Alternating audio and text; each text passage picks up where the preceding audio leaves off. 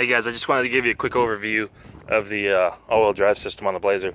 Some of you guys might recognize this truck, Blazer, whatever you want to call it, with the 19x12s and the 325s. So I got the whole front end blown apart. I wrecked it a couple months ago, but I wanted to give you a quickie on the all-wheel drive. It's kind of intimidating when you start thinking about it until you start doing it, and it's freaking simple. It's simply, I'll go over it with you. It's simply the front half of the diff, drive shaft, front and rear, the transfer case, and fuel lines. That's it. Pretty sure that's it. Oh, we'll figure it out. So we'll start with the front diff, and then we'll work our way back. So you can see from here to here, you just swap that out. 2 bolts here. 3 bolts here, pull that out, put the new one in. I got this one from the 2nd gen Bravada, works great. If you're doing this on a 2nd gen, I suggest getting this from a 2nd gen Bravada. That way you can retain this factory drive shaft. And then originally I had used a 1st gen and had to swap all my stuff. It was kind of a pain in the dick, but that's what I had, so that's what I did. I later went back and did it because that diff ended up being bad. So, okay, so we got the diffs taken care of. It's literally a bolt-in job. Pull the axle, change those 5 bolts out, change the axle end out, put it all back together, seal it, put the axle back in, put the front end back in, it's done. Couple hour job depending on how anal you are. As you can see, I got my front bolts out of my front shaft. I'm taking this whole drivetrain out, but I wanted to make this video for you guys real quick. Okay, so the next thing is the front drive shaft. This piece is from an original Typhoon.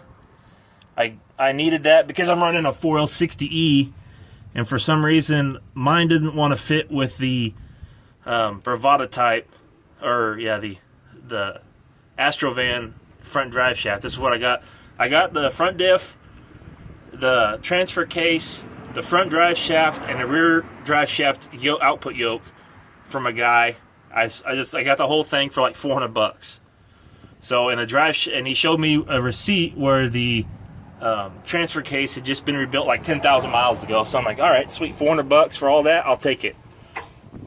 So what I did was I had to order out of freaking California the last drive shaft I could find, which you can order these now. Already done.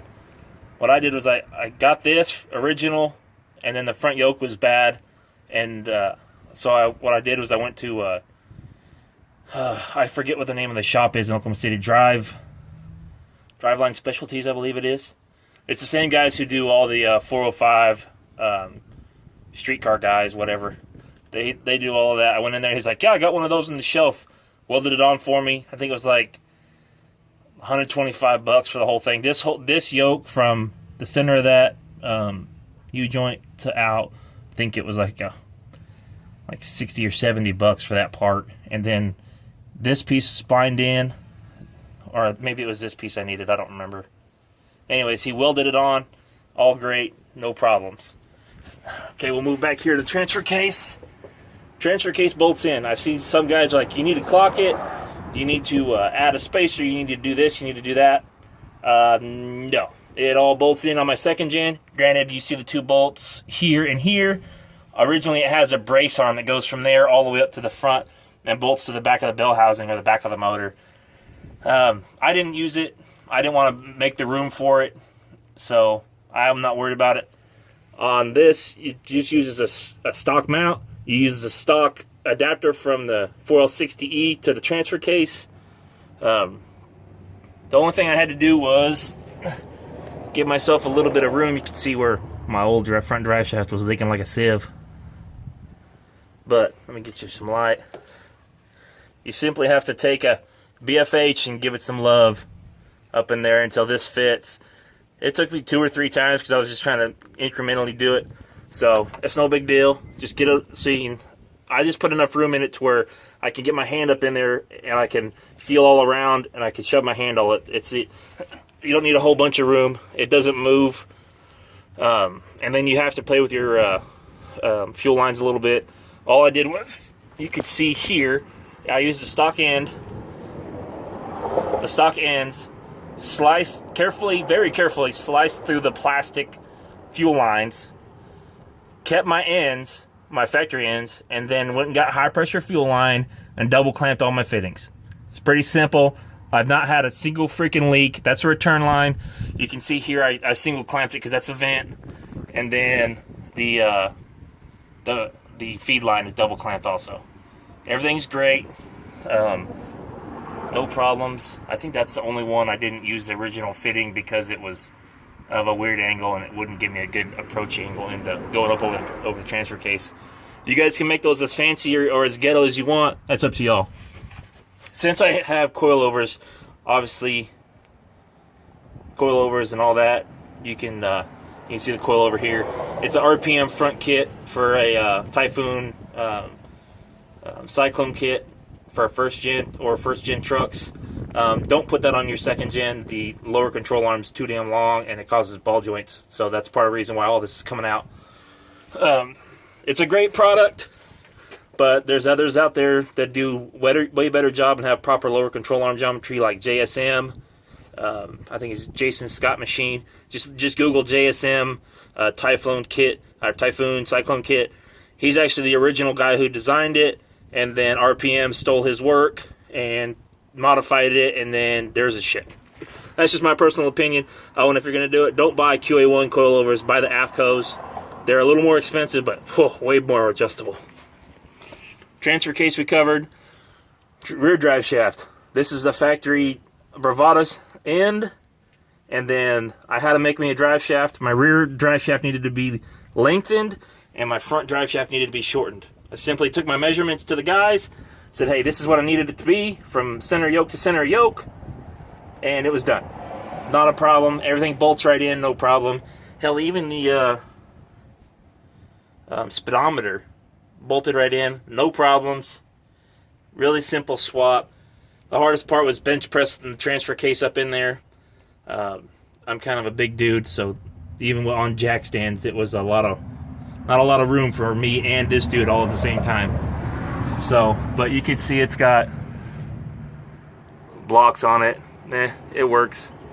So, and that's about it.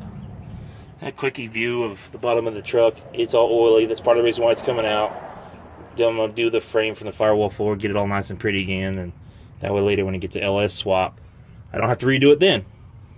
So, and the oil, or the motor's got a couple oil leaks in the front cover, the rear main, and the back of the block somewhere, I think is leaking out of the side, out from between the intake or something. So, I'm not sure, but I want to get it fixed because I cannot stand this thing pissing oil everywhere. But you can see it's eliminated torsion bars here, but all those are going to go back in, so I'll have to fix this dude.